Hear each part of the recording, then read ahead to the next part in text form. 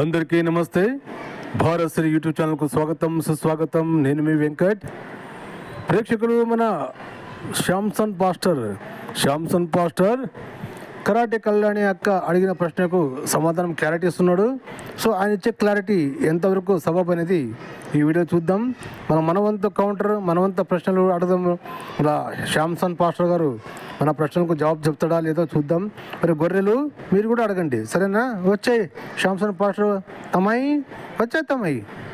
మన కరాటే కళ్యాణి అక్కకి Sunday school సందేహాలు ఏదో వచ్చాయట, ఒకసారి మీరు కూడా చూడండి. మీ జీసస్ రక్తాన్ని చిందించాడు మా జీసస్ పాపుల కోసం అని మీరే చెప్పారు. ఏ పాపుల్ని రక్షించాడో, ఏం చేశాడో, మీ పాపుల్ని రక్షించాడన్నారు. ఎవరు వాళ్ళు? పేర్లు ఏమైనా ఉన్నాయా? మీ యేసు ప్రభు పాపుల కోసం రక్తం చిందించాడంటారు, పాపుల్ని రక్షించాడంటారు. మరి ఆ పాపులు ఎవరు, వాళ్ళ పేర్లు ఏమైనా ఉన్నాయా అని అడుగుతుందండి. అక్కాయ్, నాకు అర్థం కాని విషయం ఏంటంటే, నువ్వు చెప్పేది ఎట్టుందో తెలుసా? రెండో ప్రపంచ యుద్ధం జరిగిందంటే అది జరిగిందండి అంటావు. ఎంతకోండి ఎన్ని కోట్ల మంది చచ్చిపోయారంటే ఇదిగోండి 2 కోట్ల మంది చచ్చిపోయారండి అని అంటావు. వాళ్ళ పేర్లు ఏందో తెలుసా అని అడిగినట్టుందండి. అంటే యుద్ధం జరిగిందంటే జరిగిందని చెప్తే ఎన్ని కోట్ల మంది అంటే ఏదో రఫ్గా లెక్క చెప్తాం, కానీ నువ్వు పేర్లు అడిగితే ఎట్టక్కాయే అంటే రెండో ప్రపంచ యుద్ధం జరిగిందా లేదా అని చెప్పాలంటే వాళ్ళ పేరు చెప్పాలట. అక్కడ కుదిరిద్దండి ఇదన్నీ. సో విన్నారు కదా ప్రేక్షకులు, తమ్మాయి ఏమంటున్నాడు అక్కయ్యకి? రెండో ప్రపంచ యుద్ధం జరిగిందంటే జరిగిందని చెప్తున్నాడు తమ్మాయి. నీవు చరిత్రలో జరిగిన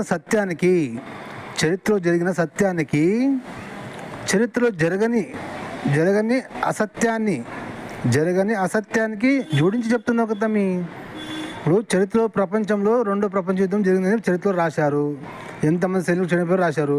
సరే తమ్మి, అక్క ఏదో పేర్లు అడిగింది, పేరు వద్దు తమ్మి. ఇప్పుడు మీ యేసుక్రీస్తు చనిపోయింది ఎంతమంది పాపల కోసం లెక్కని చెప్తామ్మా నీవు కదా. చరిత్రలు లేని విషయాన్ని తీసుకొచ్చి చరిత్రలో విన్న సత్యానికి జోడిస్తున్నావు తమ్మి. ఓహో, గొర్రెలు అంతే అంటావా? గొర్రెలు నమ్మేస్తారంటావా? నేను చెప్తా కదా, అంతేలే తమ్మాయి. పోనీ తమ్మాయి, ఇప్పుడు నేను అడుగుతున్నా చెప్తామ్మాయి.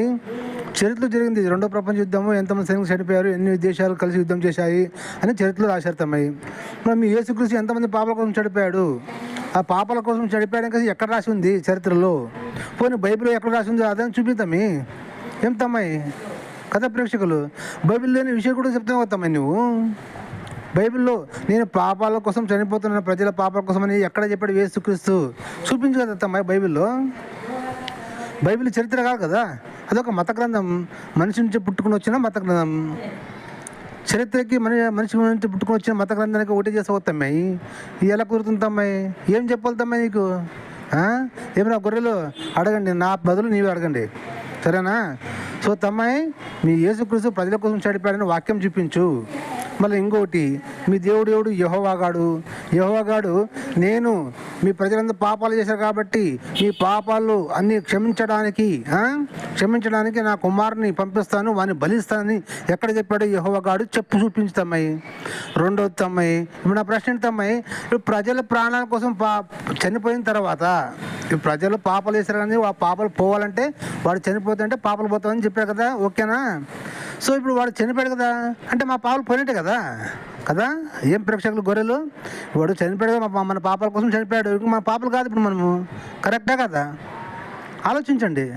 మళ్ళీ వాడు చనిపోయిన తర్వాత మా పాపలు ఎందుకుంటాయి? కానీ ఇక్కడ ఏం చెప్తున్నాడు మీ యేసుగాడు? నన్ను నమ్ముకుంటేనే నీకు స్వర్గం ఇస్తాను, నేను నమ్మకపోతే నీకు నరకం వేసుకొస్తా. ఇదే బ్లాక్మెయిలింగ్ ఎందుకు తమ్మాయి? అంటే మనుషులను బ్లాక్మెయిల్ చేసుకొని మతం మారుస్తాడా? మనుషులను బ్లాక్మెయిల్ చేసుకుని తను నమ్మేలా చేస్తాడా? ఇది ఎక్కడ ఎలా నమ్ముతారు తమ్మాయి? ఏం తమ్మాయి ఇంత కూడా తెలివి ఉండదా? ఏం గాబ్రియల్ తమ్ముడు గాబ్రియల్ మీ అన్నయ్య గురించి ఏదో చెప్పే కొత్తమ్మాయి. శాంసన్ పాస్టర్ తోపు తురుము పెద్ద శాస్త్ర విజ్ఞాని ఏమి చెప్పే కొత్తమ్మాయి. సరే తమ్మాయి, ఇంకేం చెప్తాడు తమ్మాయి? ముందు ఇందాం, మన ప్రశ్నలు మళ్ళీ పెడదాం. రా తమ్మాయి చెప్పు. వాళ్ళ పేర్లు చెప్పుకుంటా పోతే వాళ్ళ ఆధార్ కార్డు లేదు, వాళ్ళ పాన్ కార్డ్ నెంబర్ ఏమైనా ఉంటాయి, వాళ్ళ బ్యాంక్ డీటెయిల్స్ ఏమైనా ఉన్నాయా, డోర్ నెంబర్లు, వీధి పేర్లు, ఓటర్ కార్డు ఐడీలు, ఇవి కాదక్కాయ. ఆ రోజుల్లో క్రైటీరియా ఇది కాదక్కాయ.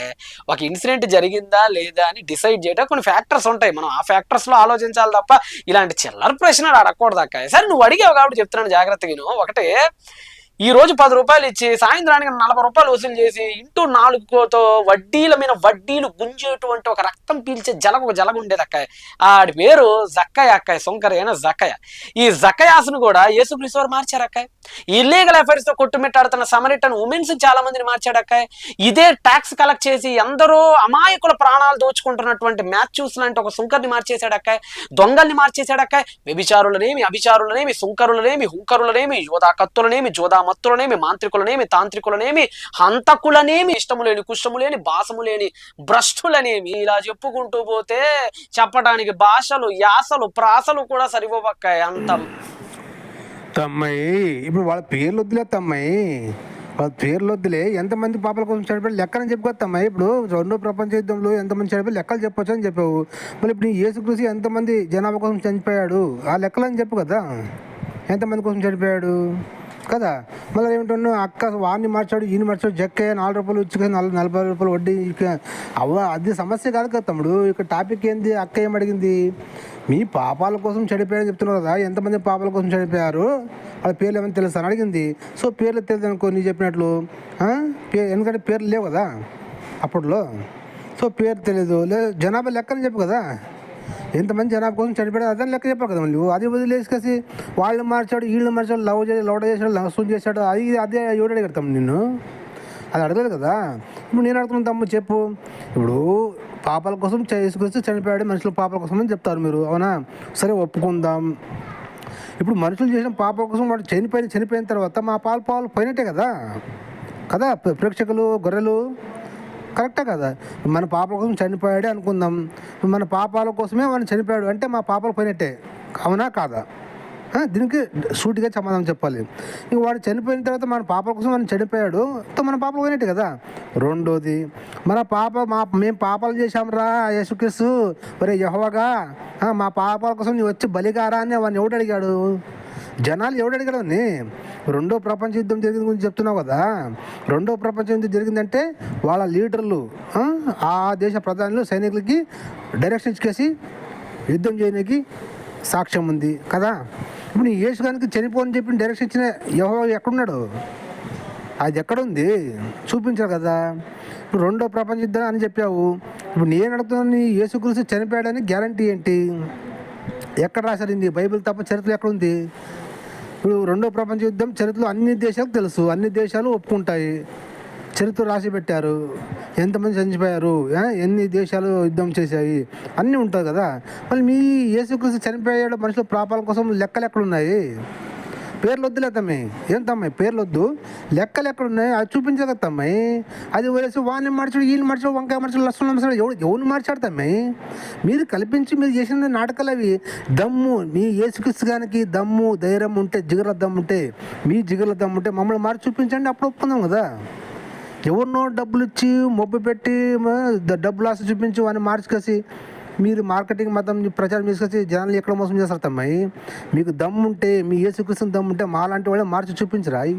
అప్పుడు మేము నమ్ముతాం కదా, ప్రపంచానికి చెప్తాం మేము కూడా నీలాగే కదా ప్రేక్షకులు, కదా గొర్రెలు. మందిని మార్చాడక్క, ఇంకెంతని చెప్పమంటావు చెప్పు. 3 రోజుల తర్వాత మళ్ళీ వచ్చాడు, ఎవరో వ్యక్తి కనిపించాడని బైబిల్లో ఉంది. 3 రోజుల తర్వాత వచ్చాడు, ఎవరో వ్యక్తి కనిపించడం బైబిల్లో ఉందట. అట్లా బైబిల్లో లేదక్క, తమ బ్రెయిన్ లో ఉందక్క.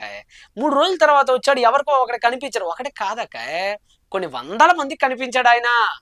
శిష్యులకే కాదు. నువ్వేమంటున్నావు? బాగా ప్రేమించారు కాబట్టి ఒకసారి వినండి. అలా అంటే అండి, మొన్న మా ఫ్రెండ్ వాళ్ళ తాతయ్య చనిపోయాడు, అతనికి బాగా ఇష్టం ఆయన అంటే. వాళ్ళ ఫ్రెండ్ వాళ్ళ తాతయ్య ఎవరో చనిపోయారట. అదే ఆలోచనలో ఉండడం వల్ల ఆయనకి వెంటనే వాళ్ళ తాత 3వ రోజు మళ్ళీ కనిపించాడు. వాళ్ళకి అదే ఆలోచన ఉండబట్టి వాళ్ళ తాత 3 రోజు కనిపించాడట. కనిపించాడని అతను ఫీల్ అయ్యాడండి, దానికి మనం ఏం చేయగలం? కనిపించాడని ఫీల్ అయ్యాడు, కనిపించాడని వాళ్ళు ఫీల్ అయ్యారంట. కరెక్టేనక్క, నువ్వు చెప్పింది కరెక్టేనక్క. తాత కాబట్టి అక్క, బాండింగ్ ఉంది కాబట్టి అక్క, చచ్చిపోయిన తర్వాత 3వ రోజు కనిపించాడని ఫీల్ అయ్యాడంటే అర్థం ఉంది అక్క. నీకు నాకు కనిపించడు కదా అక్క వాళ్ళ తాత, నిజం చెప్పక్క. వాళ్ళ తాత వాళ్ళ మనవడ కనపడతాడు కానీ నీకు నాకు కనిపించడు కదా అక్క. తమ్మాయి, ఓ తమ్మాయి, శ్యామ్సంత్ తమ్మాయి, నేను కూడా అదే అడుగుతుంది తమ్మాయి. నీకు నువ్వు ఏమంటున్నావు? బైబిల్లో 100 మంది కనపడ్డాడని చెప్తున్నావు. ఎక్కడ ఉంటుంది తమ్మాయి 100 మంది కనపడ్డాడని కలిసి? యేసుక్రీస్తు శిష్యులు చెప్పారు, అక్కడ ఉన్న ఎవరు రాసుకున్నారు బైబిల్, శిష్యులు చెప్పారు కనపడ్డాడు, 3 రోజులు లేచాడు అని వాళ్ళు చెప్పారు. కానీ ప్రజలకు కనపడ్డాడని వాళ్ళు చెప్పినట్టే నమ్ముతారా? ప్రజలు చెప్పాలి కదా. ఎలాగైతే ఇప్పుడు నువ్వు నాకు నీకు నాకు కనపడని చెప్పే వాళ్ళ తాత, అలాగే ప్రజలకు కనపడని ప్రజలు చెప్పాలి కదా. శిష్యులు చెప్తే ఎట్లా? బైబిల్ ఎక్కడ చెప్పారు ప్రజలు చూపించినాకి? బైబిల్లో ప్రజలు 100 మంది కనపడని చెప్పి 100 మంది ఎక్కడ చెప్పారు? బైబిల్ ఎక్కడ చూపించావా? చూపించు. మరి ఏమంటుంది అమ్మాయి? ఇప్పుడు నేను అది అడుగుతున్నా అమ్మాయి, అప్పుడెప్పుడు చనిపోయిన యేసుక్రీస్తు అప్పుడున్న శిష్యులు మాత్రం కనపడాడు, కానీ నీకు నాకు కనపడాడు కదా. ఇప్పుడు మేము ఎలా నమ్మాలి? వాడు యేసుక్రీస్తుని ప్రేమించాడు కాబట్టి, అతిగా ప్రేమించాడు కాబట్టి వాడు కనపడ్డాడు. అది వాళ్ళ తప్పు కదా కదా. నీకు నాకు కనపడాడు కదా, వాడిని ఎలా నమ్మాల్సింది? మనం మనం నమ్మకూడదు కదా. అంటే వాడు చెప్తే నమ్మాలి, ఈవిడు చెప్తే నమ్మకూడదా? వీడు తాత కనపడంటే నమ్మకూడదా? ఏం తమ్మి, కొంచెమన్నా ఉండాలి కదా తమ్మి. చెప్తాము, చెప్పు. గొర్రెలే నమ్ముతారులే, చెప్పు. నీకు నాకు కూడా రోడ్డు మీద కనిపించారంటే అర్థం ఏంటక్కాయ్? వాళ్ళ తాత చచ్చిపోలేదని అర్థం అక్కాయ్. ఓకేనా అక్కాయ్? ఇప్పుడు అలానే అక్కాయ్, యేసుప్రభు శిష్యులకు కనిపించి మాత్రమే ఉంటే నీలాని డౌట్లతో మేము కూడా ఉండేవాళ్ళం అక్కాయ్. కానీ అక్కాయ్ బైబిల్ అలా చెప్పట్లేదు అక్క. బైబిల్ ఏం చెప్తుందంటే అక్కాయ్, ఆయన ఏనాడు చూడని ముక్కు మొహం తెలియని వాళ్ళకు కూడా ఆయన కనపడ్డాడు అని బైబిల్ చెప్తుంది అక్కాయ్. ఏం తమ్మాయి? చాలామంది కనపడిన బైబిల్ చెప్తుంది తమ్మాయి. అంటే బైబిల్ మనిషి తమ్మాయి, బైబిల్ మనిషి ఏం తమ్మాయి? బైబిల్ ఎలా చెప్తుంది? బైబిల్ మాట్లాడమని చెప్పు. బైబిల్ పుస్తకాన్ని మాట్లాడమని చెప్పు తమ్మాయి. బైబిల్ ఎలా చెప్తుంది తమ్మాయి? బైబిల్ రాసుకున్నవాడు వాడు మతంలో బుర్రలో ఎక్కించుకుంది, మతి నిండా ఎక్కించుకుంది వాడు చెప్తున్నాడు తమ్మాయి. ఎలాగైతే వీడు తాత చనిపోతే వీడు మైండ్లో ఎక్కించుకున్నాడు కనపడ్డాడని చెప్తావు కదా, నీకు నాకు కనపడలేదని చెప్తావు కదా. బైబిల్ చెప్తుంది అంటుంది కదా. బైబిల్ ఎవడు చెప్పాడు? బైబిల్ ఎవడు చెప్పాడు? మనిషి చెప్పాడు. ఒక్కడే చెప్పాడు కదా, ఒక్కడే రాశాడు కదా. ఒక్కడంటే 40 మంది రాశారు ఆమెటి వేష, బట్ ఈ వాక్యాన్ని ఒక్కడే రాశాడు కదా. సో ఒక్కడు వాడు మైండ్లో వచ్చింది వాడు రాసింటాడు కదా, వాడు అదే ప్రేమతో ఉన్నందు. కానీ 100 మంది కనపడని వాడు చెప్తాడు, కానీ 100 మంది చెప్పాలి కదా కనపడడానికి కదా. మాకి బైబిల్లో చెప్తుంది, బైబిల్ చెప్తుంది, బైబిల్లోనే మాకు 100 మంది ఉన్నట్టు 100 మందికి మాకు కనపడినట్టు వాడు చెప్పాల్సింది చెప్పిన వాక్యం ఉండదు కదా తమ్మి. మేము ఎలా నమ్ముతాం తమ్మి? బైబిల్ చెప్తే నమ్మేస్తారా? ఏం తమ్మి, ఎంత ఇంత కూడా తెలీదా? చెప్పు తమ్మి, గొర్రెలు నమ్మేస్తారు, చెప్పు. బైబిల్ చెప్తుంది అక్క. ఏదో ఒక శిష్యుడు కాదక్క, శిష్యుడు ఎవడో ఒకటి కనపడ్డాడు అంటున్నావు కదా, అలా కాదక్క. బైబిల్ బాగా చదువు అక్క. ఇప్పుడు ఫర్ ఎగ్జాంపుల్ అక్క, మార్క్స్ వార్త 16:9 మేరీ మ్యాగ్దలేని కనపడతాడు అక్క. అదే మార్క్స్ వార్త 16:1-8 వచనాల్లో జాన్ అని కనపడతాడు, మేరీ మదర్ ఆఫ్ జేమ్స్ కనపడతాడు, మేరీ కనపడతాడు, ఇలా చాలా మంది కనపడతాడు అక్క. అరే తమ్మి, ఏం తమ్మాయి, బైబిల్ రాసింది ఒకడే కదా తమ్మి. పరిశుద్ధాత్మ చెప్తే రాశాడు కదా. వాడు చెప్పిండేవాడు పరిశుద్ధాత్మ చెప్తుంటే వీడు రాశాడు కదా. పరిశుద్ధాత్మ ప్రేరణతో వీడు రాశాడు, వీడు ఒకడే రాశాడు కదా బైబిల్ని. బైబిల్లో జనాలు చెప్పలేదు కదా, ఒక్కడ రాసిందాన్ని ఒక్కడే చెప్పాడు కదా. వాడు ఇంతమంది కనపడ్డాడు వాని ఆలోచనతో చెప్పాడు కదా, వాని మైండ్లో ఎక్కించుకుని చెప్పాడు కదా. అక్కడ అందరూ ఎక్కడ చెప్పారు తమ్మి? 100 మంది కనపడ్డాడు, ఎవడో ఒకటి చెప్తే కనపడ్డాడు. వాడు రాసిన వాడు బైబిల్ ఒక్కడు, ఆ వాక్యాల్ని పరిశుద్ధాత్మ కనపడ్డది వానికి ఒక్కరికి ప్రేరేపితమైంది, అవునా? సో వాడు ఒక్కడు చెప్పిందని నువ్వు అందరికీ ఎలా వాపస్ తమ్మి? వాడు మేరీ దగ్గర కనపడాడని చెప్తాడు, నాకు కనపడని చెప్తాడు, నీకు కనపడ్డాడని చెప్తాడు, రేపు మీ అమ్మకి మీ నాన్నకి నీ కొడుకు కనపడ్డాడని చెప్తాడు. నమ్మేస్తారా? ఏం తమ్మి, కొంచెం కూడా ఉండదా? ఉండదులే, గొర్రెలు కదా, అవు కదా. ఏం ప్రేక్షకులు అడిగింది కరెక్టా? ఇప్పుడు బైబిల్లో రాసింది ఒక్కడంటే 40 మంది రాసే తాగబోతులు, అది వేరే విషయము. కానీ ఈ వాక్యాలు రాసేటప్పుడు ఒకడే కదా, పరిశుద్ధాత్మ ప్రేరణతో రాశాడు వీడు. అంటే అక్కడ ఎవరు జనాలు లేరు, వాడు పరిశుద్ధాత్మ చెప్పాడు ఒక్కడు, వీడు ఒక్కడు రాశాడు బైబిల్లో, అవునా? వీడు ఒక్కడు మానసిక స్థితి కదా, అది సత్యం కాదు కదా. వాడు ఒక్క మానసిక స్థితి, వాడు మేరీ కనపడని చెప్తాడు, శిష్యులు కనపడని చెప్తాడు, 100 మంది కనపడని చెప్తాడు, 1000 మంది కనపడని చెప్తాడు, నాకు కనపడని చెప్తాడు, నీకు కనపడ్డాడని చెప్తాడు, నీ పిల్లలు కనపడని చెప్తాడు, నా పిల్లలు కనపడని చెప్తాడు. నమ్మేయాలనా? ఏం తమ్మి, ఆడ కూడా ఒక్కడే ఉండింది చెప్పేది బైబిల్లో. గొర్రెలే నమ్మేశారు కదా తమ్మి. చెప్పు. అంతే కదక్క, ల్యూక్ 24:34 పీటర్ కనపడతాడక్క.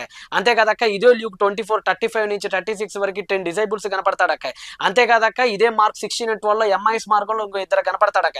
అంతటితో ఆగిపోలేదక్క. 1 కొరింథీ 15:5 కేఫాకి అండ్ ఇతర డిసైబుల్స్ 12 మందికి కనపడతాడక్క. అంతే కదక్క, ఇదే 1 కొరింథీ 15:6 మనం చూస్తే ఏకంగా ఒకేసారి 500 మంది కంటే ఎక్కువ మంది కనపడతాడక్క. 500 మందిలో కనీసం ఏనాడు వాళ్ళ యేసుప్రభు ముక్కు మొహం కూడా డైరెక్ట్ గా చూసుండ్రక్క. అంటే అక్కాయ్ నువ్వు చెప్పిన లాజిక్ సెట్ కాదక్కాయ్. తాతకి మనవడు కల్లో కనపడతాం వేరక్కాయ్, కల్లో ఎవడు టచ్ చేయలేడు అక్కాయ్. కానీ యేసుక్రీస్తు వారు 3వ దినాన కనపడినప్పుడు అక్కాయ్ శిష్యులకి కూడా ఇలానే డౌట్ వచ్చింది అక్కాయ్. అందుకని యేసుక్రీస్తు ఏమన్నాడంటే పెట్టి చూడండి రా నా గాయాల్లో అని చెప్పాడు అక్కాయ్. అప్పుడు అలా పెట్టి చూడటాన్ని బట్టి అలా డౌట్ కూడా క్లియర్ అయిపోయింది అక్కాయ్.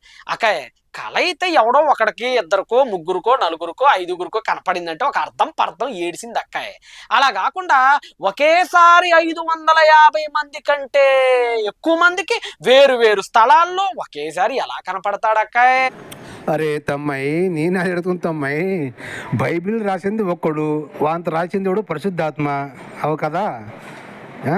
కనపడ్డాడని రాయించిన దేవుడు పరిశుద్ధాత్మ, రాసిన దేవుడు మనిషి ఒక్కడే కదా.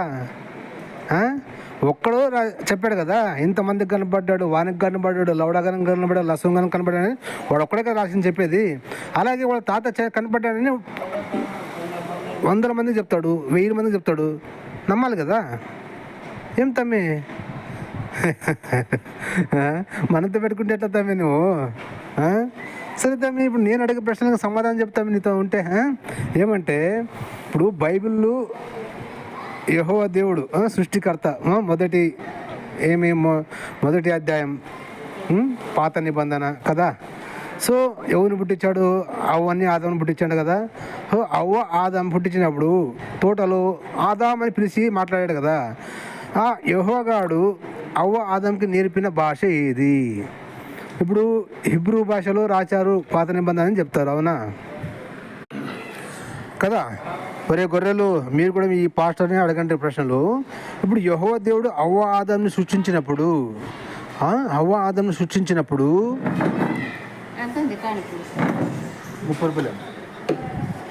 సో వాళ్ళకి నేర్పిన భాష ఏది? మొదటి భాష.